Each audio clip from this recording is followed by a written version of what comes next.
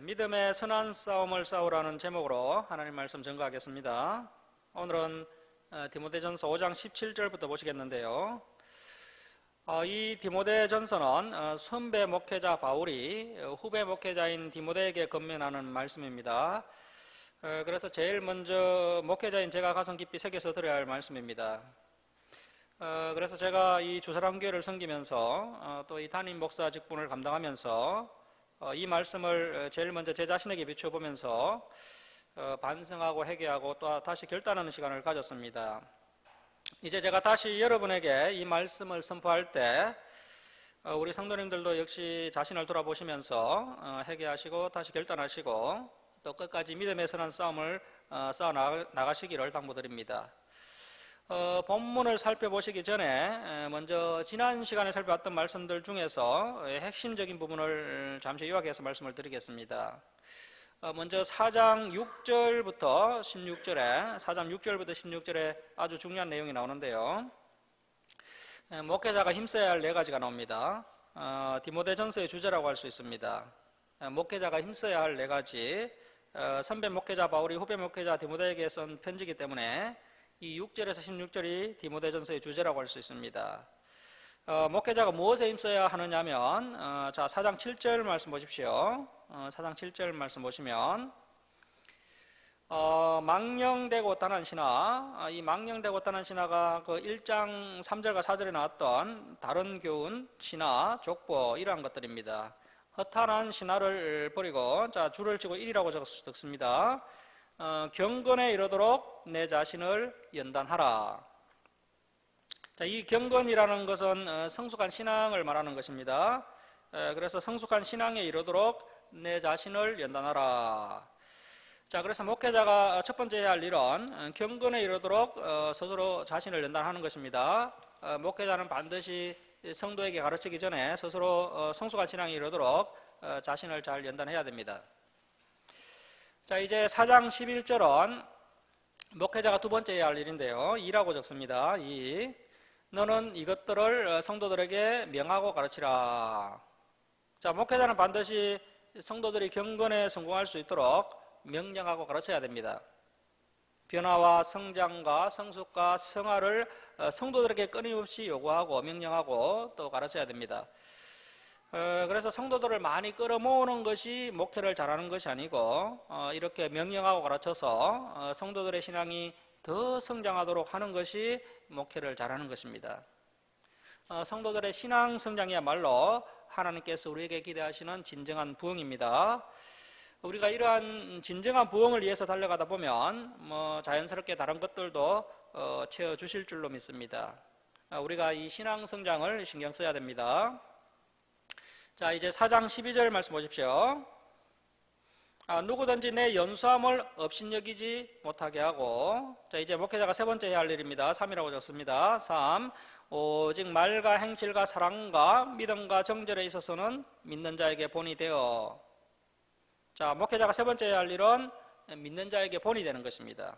말과 행실과 사랑과 믿음과 정절에 있어서 성도들에게 본이 되어야 됩니다.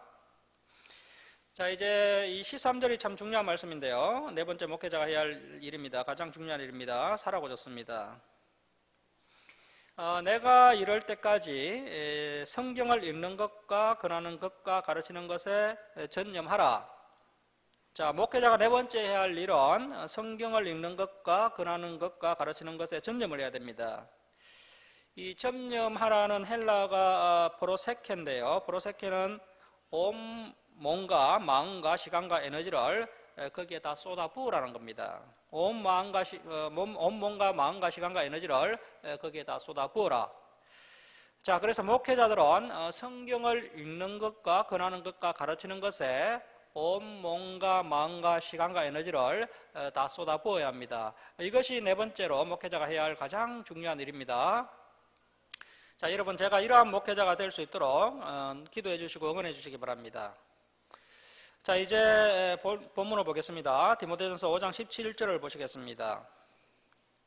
자, 5장 17절부터 25절까지는 장로에 대한 예우와 건징입니다. 장로에 대한 예우와 건징. 자, 17절 말씀 보시겠습니다. 5장 17절입니다.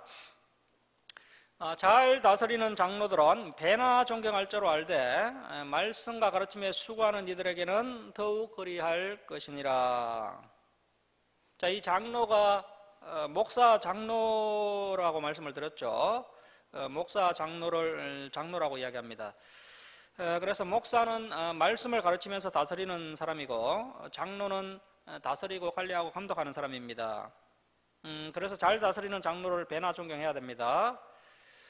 우리 교회도 앞으로 장로님을 세워야 되는데요. 이 말씀에 부합된 분이 준비되었을 때 우리 성도님들이 투표를 해서 장로님을 세워야 됩니다. 그렇게 세워진 장로님들이 이제 사역을 잘 감당하고 또 교회를 위해서 희생 봉사할 때마다 항상 그 장로님을 존경해 드려야 됩니다. 그러한 장로님들을 배나 존경할 자로 알아야 됩니다.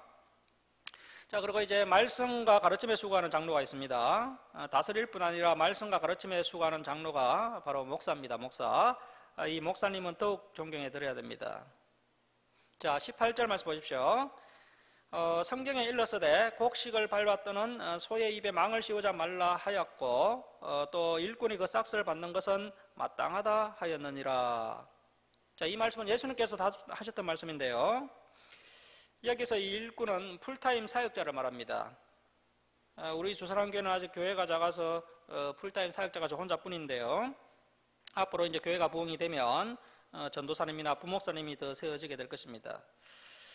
그때 이제 풀타임 사역자가 가르치는 것과 다스리는 것에 전념할 수 있도록 적정한 생활비를 챙겨 들어야 한다는 것입니다.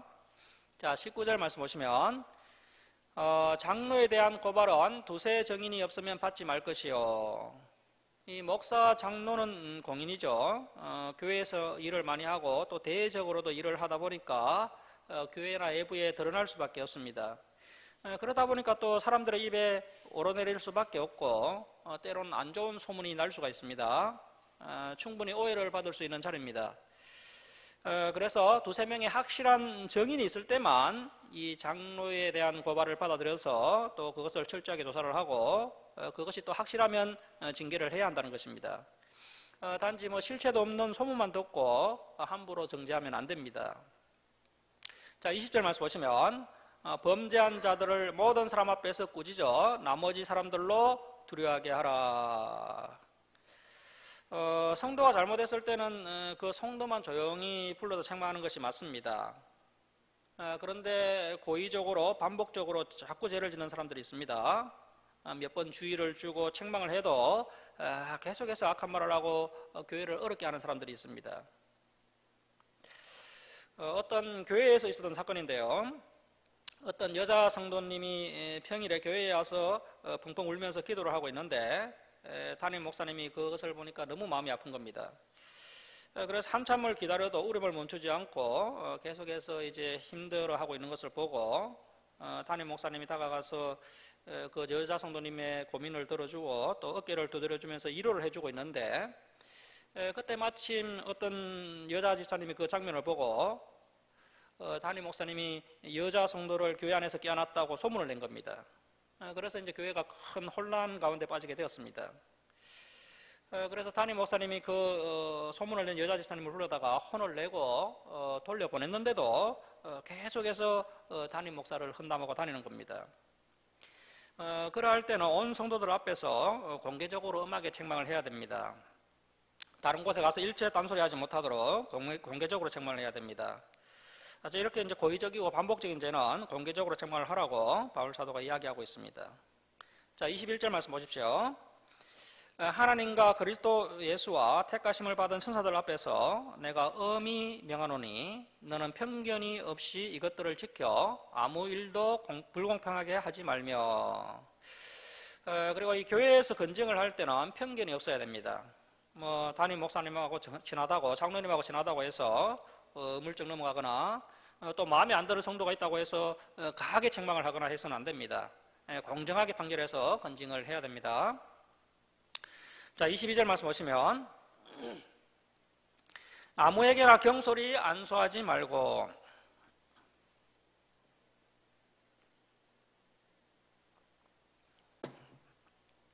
자, 이 말씀도 오늘날 이제 교회가 깊이 새겨야 할 말씀인데요. 이 안수는 목사 안수, 장로 안수를 말하는 것입니다. 그래서 절대 서둘러서 아무나 안수를 해서 목사나 장로를 세우면 안 된다는 것입니다. 어떤 교회는 담임 목사님이 새로 청빙해 오자마자 목사 임식을 하고 또 직분자를 새로 세우는 것을 볼 수가 있습니다. 결코 바람직하지 않습니다. 목사님이 이제 새로 청빙해 왔는데 그 목사님이 어떤 분이신지 성도들이 어떻게 알겠습니까? 이임 목사는 자기 교회 담임 목사로 정년 때까지 세우겠다는 것인데요. 어느 정도 검증을 해보고 이임 목사로 세우는 것이 바람직합니다. 그리고 또 새로 오신 목사님이 성도들에 대해서 아는 것이 없는데 바로 뭐 장로를 세우고 안수집사를 세우고 권사를 세우면 그 교회가 앞으로 어떻게 되겠습니까? 목사 성도들이 다 욕심이 있으니까 이러한 일들이 일어나는 겁니다. 그래서 서둘러서 직분자를 세우면 안 된다고 바울 사도가 분명하게 말씀하고 있습니다. 자, 그리고 뭐 목사 안수, 장로 안수뿐 아니라 일반 안수도 함부로 하거나 또 함부로 받으면 안 됩니다.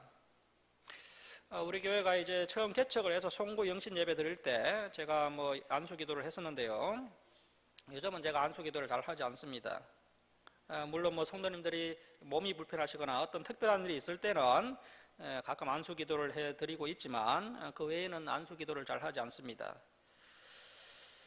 그 은사 집회를 많이 찾아다니는 어떤 집사님이 있었는데요. 그 집사님이 이제 그 어떤 기도원이 능력이 있다는 소문을 듣고 그 기도원 원장한테 안수 기도를 받았답니다. 안수 기도를 받는 순간 해골이 자기 속으로 들어오는 느낌을 받았다고 합니다. 그때부터 이제 악독한 귀신이 들려서 고생을 많이 했다라는 이야기를 들었습니다. 자, 여러분, 그래서 절대 뭐 검증이 안 된 사람한테 함부로 안수 기도 받으면 안 됩니다. 그 사람한테 어떤 영이 있는지도 모르기 때문에 절대로 함부로 안수 기도를 받으면 안 됩니다.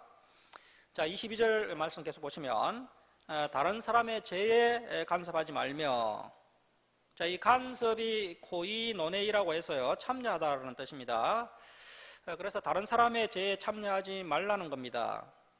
그래서 장로 될 사람이 아닌데 함부로 이제 안수를 해서 장로로 세우고 또 권사 될 사람이 아닌데 함부로 또 안수를 해서 권사를 세워놓으면요, 뭐 때가 되면 또 그 직분자가 죄를 짓게 되죠.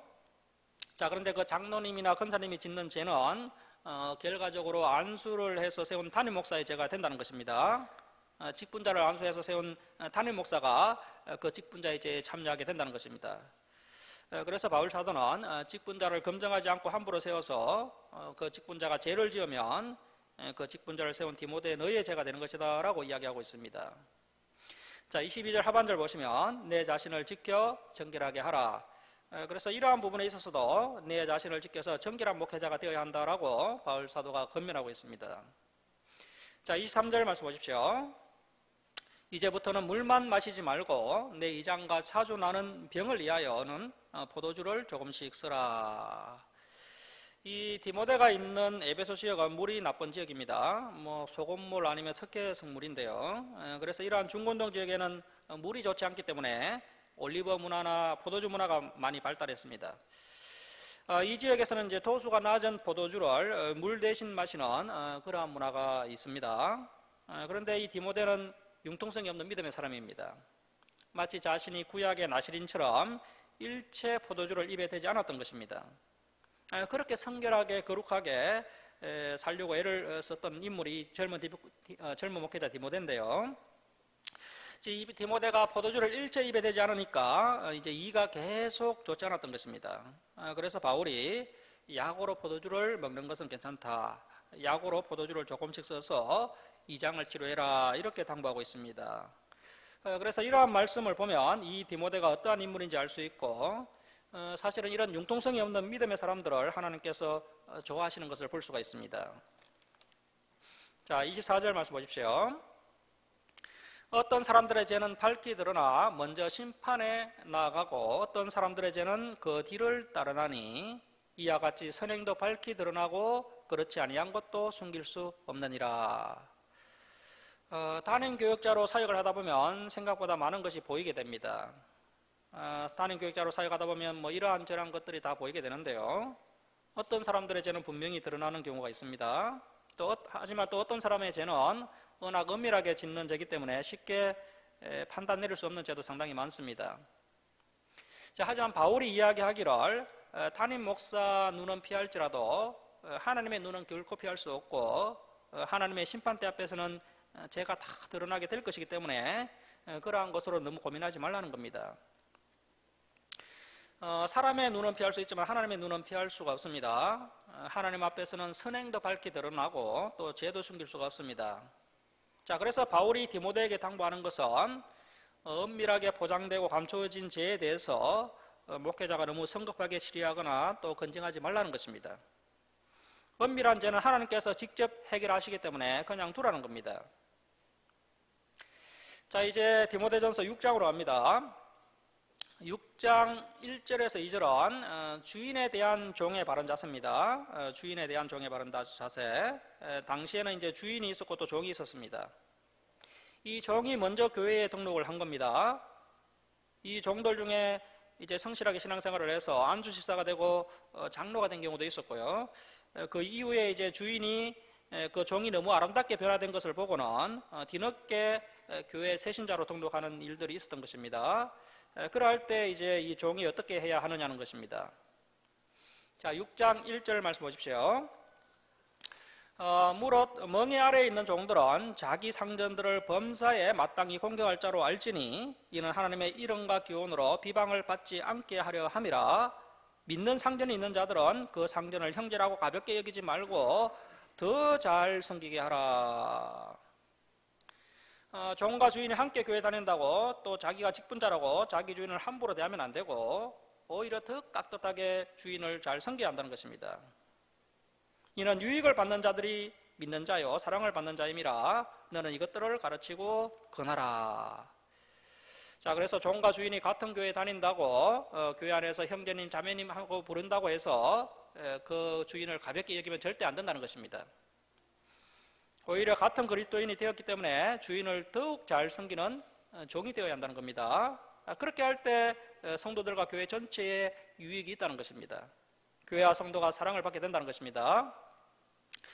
바울 사도가 이러한 것을 잘 가르쳤기 때문에 교회 다니는 종이 주인에게 더 충성스럽게 착하게 행동을 했고, 그래서 주인들이 그러한 종의 모습을 보고 감동을 받아서 또 이 종을 따라서 예수님을 믿게 되었고, 또 그 종에게 이제 자유를 주기도 하고, 그러면서 이제 결국 이 로마 사회가 기독교에게 항복을 한 것입니다. 그래서 우리 그리스도인들이 이제 직장 생활을 할 때 안 믿는 사람들보다 더 충성스럽게 열심히 일을 해야 됩니다. 어떤 성도님은 교회에서는 너무 충성스럽게 일을 해서 성도들에게 칭찬을 받는데 직장에서는 일을 성실하게 하지 않아서 손가락질을 많이 받는 것을 봤습니다. 자, 그렇게 하면 결국 교회를 욕먹이는 것이 되고 또 전도에 방해가 됩니다. 이제 우리가 이 진리를 알았기 때문에 직장에서 더 충성되게 성실하게 일을 하고 또 학생들은 더 열심히 공부를 해서 직장에서나 학교에서 모범이 되어야 됩니다. 그래야 그 사람들이 감동을 받아서 교회에 나올 수도 있고 뭐 교회에 나오지 않더라도 교회를 대적하지 않게 됩니다. 자, 이제 3절부터 10절은 경건에 대한 교훈입니다. 경건에 대한 교훈. 바울이 경건에 대해서 계속해서 강조하고 있습니다. 자, 3절 말씀 보십시오. 누구든지 다른 교훈을 하며 바른 말 곧 우리 주 예수 그리스도의 말씀과 경건, 이 경건이 이제 성숙한 신앙이라고 말씀드렸죠. 자, 말씀과 성숙한 신앙에 관한 교훈을 따르지 아니하면, 자, 이 바울 당시에 말씀을 배운다고 하면서 성숙한 신앙에 관한 교훈을 따르지 아니하는 사람들이 있었습니다. 말씀을 읽고 듣는 것에서 그치고 열매가 전혀 없는 성도들이 있었습니다. 자, 예수님께서 4가지 마음밭 비유를 하셨지 않습니까? 길가 같은 거만한 마음이 있고 또 가시덤불 같은 마음이 있고 흙이 얕은 돌밭 같은 마음이 있고 더러는 옥토 같은 마음이 있다는 것입니다. 자, 그런데 이 4가지 마음밭을 가진 사람들이 다 하나님의 말씀을 듣지만 길가 같은 마음과 가시덤불 같은 마음과 돌밭 같은 마음을 가진 사람들은 죄의 유혹과 세상의 염려로 믿음이 죽어버렸다는 것입니다. 이러한 사람들은 천국에 들어가지 못합니다. 그래서 이 말씀과 성숙한 신앙에 관한 교훈을 따르는 것이 아주 중요합니다. 자, 4절 말씀 보십시오. 그는 교만하여 아무것도 알지 못하고 말씀과 성숙한 신앙에 관한 교훈을 따르지 않아서 열매를 맺지 못하는 자들은 결국에는 교만한 자들이고 아무것도 알지 못하는 자들입니다. 자, 이러한 교만한 자들은 그 알량한 지식을 가지고, 자, 계속 보십시오. 변론과 언쟁을 좋아하는 자니 이로써. 자, 이렇게 변론과 언쟁을 좋아하면 마음속에 온갖 악한 생각이 나게 됩니다. 그래서 투기와 분쟁과 비방과 악한 생각이 나며, 자, 그래서 당시에 이렇게 잘못된 경건을 추구하는 사람들이 있었다는 것입니다. 자, 이 사람들이 결국 어떻게 되느냐 하면, 자, 5절 말씀 보십시오. 자, 5절 보시면, 마음이 부패하여지고 진리를 잃어버려. 자, 신앙 성숙을 향하여 달려가지 않는 자들은 교만하여서 아무것도 모르는 자들이고, 결국 논쟁하고 시기하고 분쟁하고 악한 생각을 하다가 결국 마음이 부패하여져서 진리를 잃어버리게 된다는 겁니다. 자, 그런데 이 사람들의 결정적인 모습이 뭐냐면, 경건을 이익의 방도로 생각하는 자들의 다툼이 일어나느니라. 자, 이러한 사람들은 이 신앙을, 이 경건을 이익의 수단으로 생각하는 자들이고, 결국에는 욕심 때문에 다툼이 일어나게 된다는 것입니다.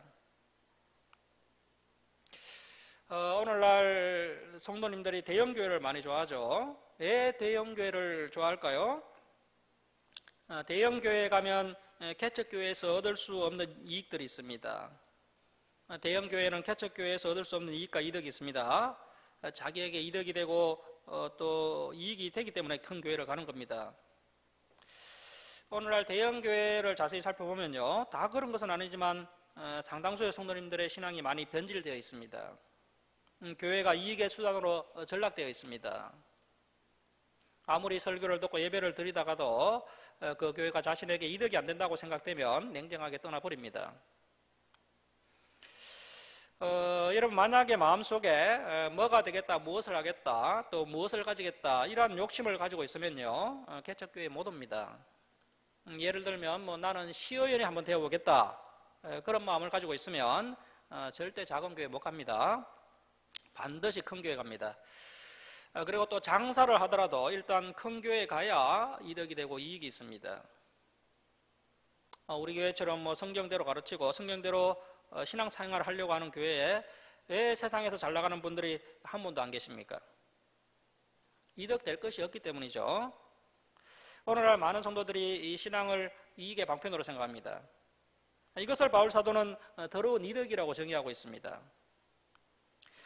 신앙을 이익의 수단으로 생각하는 공동체는 반드시 분열과 다툼이 일어나게 된다는 것입니다. 오늘날 한국교회가 왜 이렇게 분열과 다툼이 끊이지 않고 일어나고 있습니까? 한국교회 성도들이 교회를 이익의 수단으로 삼고 있기 때문입니다. 목회자도 성도도 하나같이 이 교회를 이익의 수단으로 생각하고 있기 때문입니다. 남유다 말기에 하나님의 성전이 도둑의 소굴이 되었던 것처럼 오늘날 교회가 인간의 탐욕과 욕심으로 가득 찬 이 강도의 소굴로 변질되고 있습니다. 그래서 결국에는 다툼이 일어나고 분열이 일어난다는 겁니다. 다 자기 욕심을 가지고 이기주의에 빠져 있습니다. 하나님 중심이 아니고 자기 중심입니다. 그렇게 되면 결국에는 분쟁과 분열이 일어날 수밖에 없습니다. 여러분, 지금도 마찬가지지만요, 앞으로도요, 수많은 교회들 가운데 분열과 분쟁이 일어나게 될 것입니다. 그러한 과정을 통해서 점점 이 대형 교회들이 무너지는 것을 목격하게 될 겁니다. 이러한 과정이 하나님의 징계입니다. 하나님께서 타락한 한국교회를 징계하시고 심판하시는 방법입니다. 그래서 결국에는 한국교회가 이제 한국교회의 교세가 아주 급감하게 될 겁니다. 자, 그래서 우리가 어떤 일이 있더라도 이 교회를 더러운 이익의 대상으로 생각하면 안 됩니다. 다른 고대 사본에는 이런 말씀이 추가되어 있습니다. 경건을 이익의 방도로 생각하는 자들과는 상종도 하지 마라, 이렇게 되어 있습니다. 그래서 절대 신앙을, 경건을 이익의 방도로 생각하면 안 됩니다. 자, 이제 6절은 경건을 이익의 방도로 생각하는 자들과는 반대되는 성도들을 소개하고 있습니다. 자, 6절 말씀 보십시오. 그러나 자족하는 마음이 있으면 경건은 큰 이익이 되느니라. 자, 이 자족이 아우타르케이아스라고 해서요, 자족이라고 할 수 있고 또 풍족이라고 할 수가 있습니다. 교회에 다니면서 자신이 항상 풍족하다고 생각하는 사람이 있다는 것입니다. 하나님을 깊이 만나고 진리를 깊이 만난 성도들의 공통점이 있는데, 불평과 불만과 엉망이 가득한 것이 아니라 항상 만족하고 감사하고 기뻐하고 항상 풍족함을 느낀다는 것입니다. 그런데 그 사람을 자세히 보면요, 수입도 얼마 안 되어서요, 형편이 늘 어렵지만 하나님과의 만남으로 충분히 풍족함을 누리고 어디서나 하나님 나라를 경험하면서 풍족한 가운데 살아가고 있는 성도들이 있다는 것입니다. 그것이 바로 자족입니다. 자족. 자, 이렇게 자족하는 성도들은 경건 자체를 큰 이익이라고 생각합니다. 주사랑교회를 만나서 성경 66권을 배우고 있고, 그래서 진리 가운데 나의 신앙이 성장하고 있구나, 이것이야말로 나의 이익이다, 이렇게 생각하는 성도들이 있습니다. 이 근본적이고 본질적인 것만으로도 충분히 만족하고 풍족함을 느끼는 성숙한 성도가 있습니다. 여러분, 우리가 이러한 자족하는 성도가 되어야 됩니다. 하나님만으로, 진리만으로 충분히 풍족함을 느낄 수 있는 우리가 되었으면 좋겠습니다. 우리 주사랑교회가 많이 부족하지만 이렇게 성경을 한 절도 빼지 않고 바르게 살펴보고 있고, 또 하나님을 더 깊이 알아가고 또 이 진리를 더 깊이 만나고 있다면 이것만으로 충분한 것입니다. 교회에 와서 다른 이익을 기대할 것이 아니라 진리를 알아가고 신앙이 성장하는 것을 진짜 이익으로 생각할 수 있기를 바랍니다. 자, 현대어 성경을 보면요, 이 디모데전서 6장 6절을 이렇게 번역을 하고 있습니다. 진정한 부자가 되기를 원합니까? 만일 그대가 지금 행복과 만족을 느낀다면 그대는 이미 부자입니다. 여러분, 우리가 이 주사랑교회와 함께 진리를 배우고 또 이 말씀대로 살아가고 회개하고 또 변화하고 성장하면서 우리에게 이러한 만족감과 풍요로움이 있어야 됩니다. 그것이 진정한 부자이고 또 이 세상에서 이야기하는 부자는 비교되지 않는 정말 신령한 부자입니다. 이러한 부유함이 우리에게 있을 수 있기를 바랍니다. 자, 이제 7절, 8절 우리 함께 읽겠습니다. 시작. 우리가 세상에 아무것도 가지고 온 것이 없음에 또한 아무것도 가지고 가지 못하리니 우리가 먹을 것과 입을 것이 있은적 족한 줄로 알 것이니라. 공술의 공수거죠. 공술의 공수거. 빈손으로 왔다가 빈손으로 갑니다. 이것을 우리가 빨리 깨달아야 됩니다. 자, 여러분, 지금 입을 것과 먹을 것이 있죠? 오늘 벌거벗고 오신 분들이 한 분도 안 계십니다. 그리고 집에 쌀이 떨어져서 굶고 계신 분이 아무도 안 계시죠? 그러면 충분한 겁니다. 이 땅에서 인간이 누릴 수 있는 최고의 행복 세 가지가 있는데요. 첫 번째, 건강한 교회와 함께 성경 66권을 주야로 읽고 배우고 실천하고 또 함께 전도하려고 애를 쓰고 있다면 행복한 것입니다. 자, 여러분, 이 말씀이 하나님이시죠? 이렇게 교회와 함께 말씀을 가까이 하는 것이 하나님과 교제하는 것입니다. 이것이 바로 하나님을 의지하는 것이고요, 이것이 하나님과 연합되는 것입니다.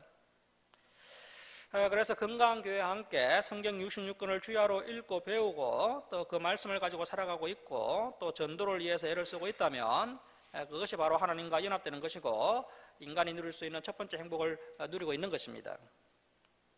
자, 이제 인간이 누릴 수 있는 행복 두 번째는 매년마다 나의 신앙이 조금씩 변화 성장하고 있다면 행복한 사람입니다. 2018년보다 2019년의 신앙이 조금 더 성장했다면 최고의 행복을 이미 누리고 있는 것입니다. 하나님의 말씀을 지키며 또 그 말씀대로 살아가면서 우리의 믿음이 성장하는 것, 이것이 마음과 뜻과 힘을 다하여 하나님을 사랑하는 것입니다. 하나님을 사랑한다고 말을 하면서 우리에게 아무런 변화가 없고 성장이 없다면 그것은 아무런 의미가 없는 허울뿐인 사랑입니다. 매년마다 우리의 신앙이, 우리의 믿음이 성장해야 됩니다. 그래서 우리가 더욱더 예배의 자리로 또 성경 강좌의 자리로 나아가셔야 됩니다. 그것이야말로 가장 행복한 인생이 되는 것입니다. 자, 세 번째는 먹을 것과 입을 것이 있으면 행복한 것입니다. 솔로몬도 나중에 이것을 깨닫게 됩니다. 하나님께서 이것을 솔로몬이 깨닫도록 하기 위해서 굉장히 많은 비용이 들어갔습니다. 솔로몬이 젊을 때 눈에 ön하는 것, 마음에 ön하는 것을 다 해봤습니다. 그리고 나서 솔로몬이 늙어서 뒤늦게 이제 회개하면서 하나님께 돌아오면서 하는 고백이요. 헛되고 헛되며 헛되고 헛되니 모든 것이 헛되도다. 이 모든 부귀영화를 솔로몬이 다 경험을 해봤는데 다 헛된 것들이고 오직 하나님을 경외하고 그 명령들을 지키는 것이 사람의 본분이고 그것이 가장 가치가 있다는 것입니다. 자, 그래서 우리가 아무리 많은 것을 가졌다 한들 그것 때문에 행복하지 않습니다. 먹을 것과 입을 것이 있으면 족한 줄로 알아야 됩니다. 자, 그래서 저와 여러분이 하나님께서 함께 하시고 또 이렇게 함께 모여서 하나님의 말씀을 배우면서 또 이렇게 사랑의 교제를 나누는 성도님들이 있고 또 사랑하는 가족들과 함께 식사를 하고 있다면 최고의 행복을 이미 누리고 있는 것입니다. 자, 9절 말씀 보십시오. 부하려 하는 자들은 시험과 올무와 여러 가지 어리석고 해로운 욕심에 떨어지나니 곧 사람으로 파멸과 멸망에 빠지게 하는 것이라. 그래서 우리가 부하려 하는 것을 조심해야 됩니다. 무엇을 더 가지겠다는 욕심을 가지고 있으면 위험할 수 있다는 것입니다. 부하려고 하면 결국 시험에 들고 올무에 걸려서 어리석고 해로운 욕심에 빠져 떨어지게 됩니다. 그러면서 결국 파멸과 멸망에 빠지게 됩니다. 자, 10절 말씀입니다. 돈을 사랑함이 일만하게 뿌리가 되나니 이것을 탐내는 자들은 미혹을 받아 믿음에서 떠나 많은 근심으로써 자기를 찔렀도다. 자, 그래서 돈을 사랑하면 안 됩니다. 하나님을 사랑하고 하나님을 사랑하는 마음으로 성실하게 일을 하고 그 성실함으로 하나님의 나라와 하나님의 뜻을 확장시키는 쪽으로 가야 되지 단순히 돈을 사랑하다가는 믿음으로부터 멀어지게 된다는 것입니다. 자, 그래서 돈을 사랑하고 탐하는 자들은 반드시 믿음에서 떠나게 되고 결국 심히 고통스러운 인생이 되고 맙니다. 자, 이제 11절부터 21절까지는 마지막 권면과 끝맺는 말씀이 나옵니다. 마지막 권면과 끝맺는 말씀. 자, 11절 말씀 보십시오. 오직 너 하나님의 사람아 이것들을 피하고. 자, 이것들은 교회에 와서 다른 이익을 기대하고 또 더 부하려고 하고 돈을 사랑하는 것입니다. 이것들을 피하고 무엇을 이제 추구해야 됩니까? 의와 경건과 믿음과 사랑과 인내와 온유를 따르며. 자, 그래서 교회에 와서 다른 이득을 기대하지 말고 이 신앙 성숙을 위해서 달려가라는 것입니다. 우리가 절대 이 경건을 이익의 도구로 삼으면 안 됩니다. 자, 12절 말씀 보시면 믿음의 선한 싸움을 싸우라 영생을 취하라. 이것이 영생을 취하는 것입니다. 그 누구도 영생을 장담할 수가 없습니다. 우리가 이러한 신앙 성숙에 필요한 것들을 챙기면서 끝없이 싸워 나갈 때 마침내 영생을 취하게 될 줄로 믿습니다. 자, 이를 위하여 내가 부르심을 받았고, 자, 여러분 우리가 이러한 선한 싸움을 싸우려고 부르심을 받은 겁니다. 그런데 조금 싸워보다가 힘들다고 회피해버리면 영생을 취할 수가 없습니다. 시험이 닥쳐오고 어려움이 닥쳐올 때 정면 돌파를 해야 됩니다. 하나님께서 싸워보라고 우리를 부르신 것입니다. 혼자 싸우기 어려우니까 교회와 함께 싸우라고 우리를 부르신 겁니다. 이를 위하여 내가 부르심을 받았고 많은 증인 앞에서 선한 증언을 하였도다. 디모데가 많은 증인 앞에서 신앙 고백을 했던 것처럼 그렇게 싸워 나가라는 겁니다. 이 디모데는 절대 일구이연하지 않았습니다. 바울 선생님 저를 에베소교회 담임 목사로 보내주셨는데 제가 반드시 싸워서 승리하겠습니다. 일평생 이 말씀에서 떠나지 않겠습니다. 이렇게 이야기해놓고 이 디모데는 일구이연하지 않았습니다. 자기가 정언한 말을 목숨 바쳐 지켜냈습니다. 이 디모데는 그러한 선한 정언을 많은 성도들 앞에서 그리고 바울 사도 앞에서 하였던 것이고 그 약속을 지켜낸 사람이었습니다. 우리 성도님들은 이 진리 앞에서 또 성도님들 앞에서 또 하나님 앞에서 했던 결단들을 지금 잘 지켜내고 있습니까? 어려운 문제 앞에서 우리의 결단들이 헌신짝처럼 버려지고 있지는 않습니까? 끝까지 믿음의 선한 싸움을 싸워서 지켜내는 자들이 되시기 바랍니다. 자, 13절 말씀 보십시오. 만물을 살게 하신 하나님 앞, 하나님이 선한 것의 대표시죠. 하나님 앞과 본디오 빌라도를 향하여, 이 빌라도는 악한 것의 대표입니다. 빌라도는 최상급 죄인입니다. 성경과 역사, 기독교 가치관이 제대로 안 잡혀 있으면 이 본디오 빌라도가 큰 죄인이라는 것이 안 보입니다. 자, 그런데 이렇게 성경을 원만하게 살펴보고 또 믿음이 성장하면 이 본디오 빌라도가 얼마나 큰 죄인인지를 알게 됩니다.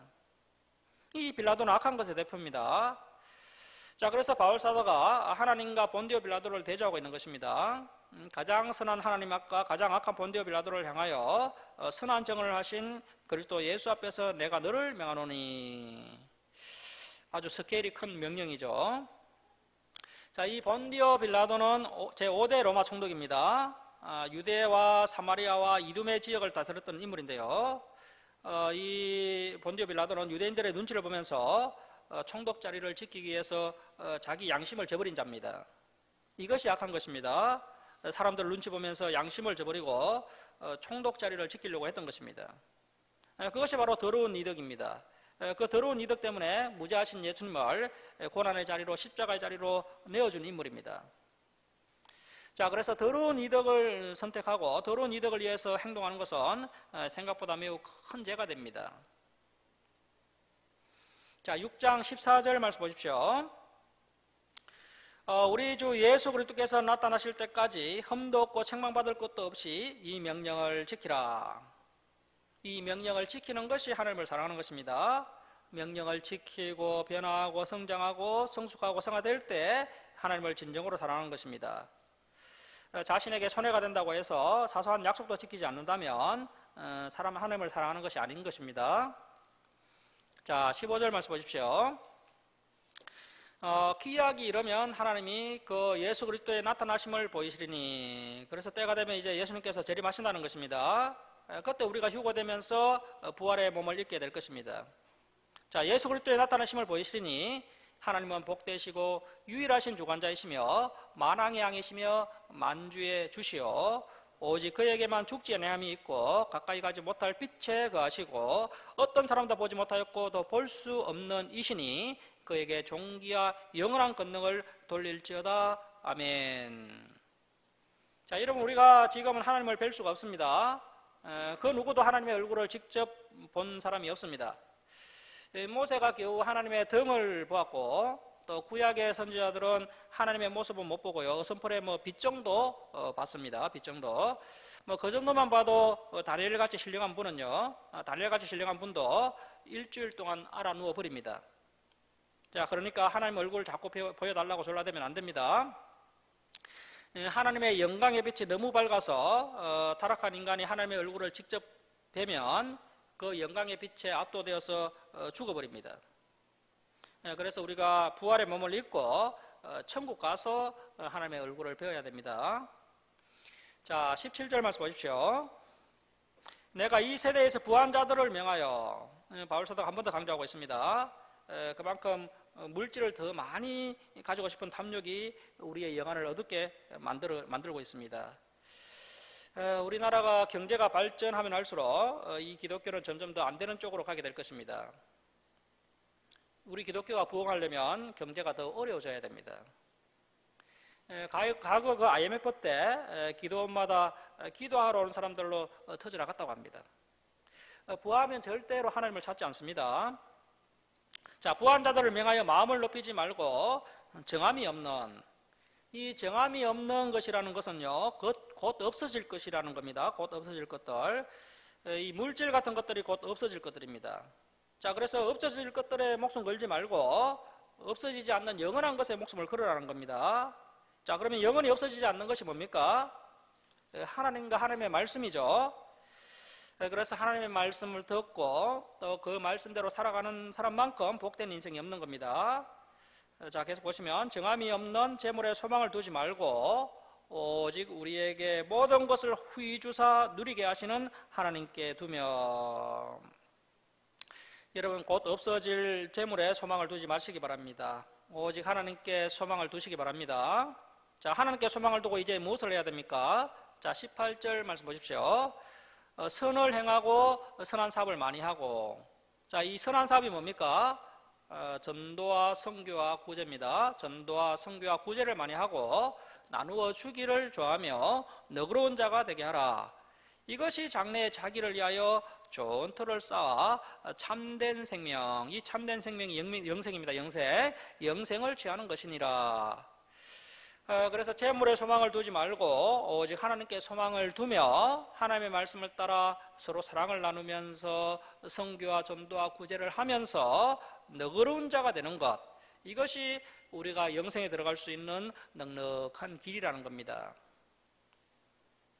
자, 20절 말씀 보십시오. 디모데야, 망령되고 헛된 말과 거짓된 지식의 반론을 피함으로 내게 부탁한 것을 지키라. 망령되고 헛된 말과 거짓된 지식의 반론은 1장에 나왔던 그 다른 교훈 신화 족보라는 것인데요, 이러한 것에 몰두하는 자들과 반론하지 말라, 논쟁하지 말라는 겁니다. 자, 여러분, 이러한 자들과 논쟁해봐야 감정만 상하게 됩니다. 말싸움을 이겨봐야 아무런 이득도 없고요, 지면 창피만 당하게 됩니다. 그래서 성경 말씀 가지고 이단 사상을 가진 자들과 논쟁할 필요가 없습니다. 바울이 그전에 꽤 많이 논쟁을 해봤습니다. 아무리 논쟁해봐도요, 그들이 돌이키지 않습니다. 그래서 바울이 디모데에게 논쟁하지 말라고 이야기합니다. 지혜로운 사람은 선주의 지혜를 받아들입니다. 자, 21절 말씀 우리 함께 읽겠습니다. 시작. 이것을 따르는 사람들이 있어 믿음에서 벗어나느니라. 은혜가 너희와 함께 있을지어다. 그래서 이 거짓된 것들을 따르는 자들은 결국에는 믿음에서 벗어나게 된다는 것입니다.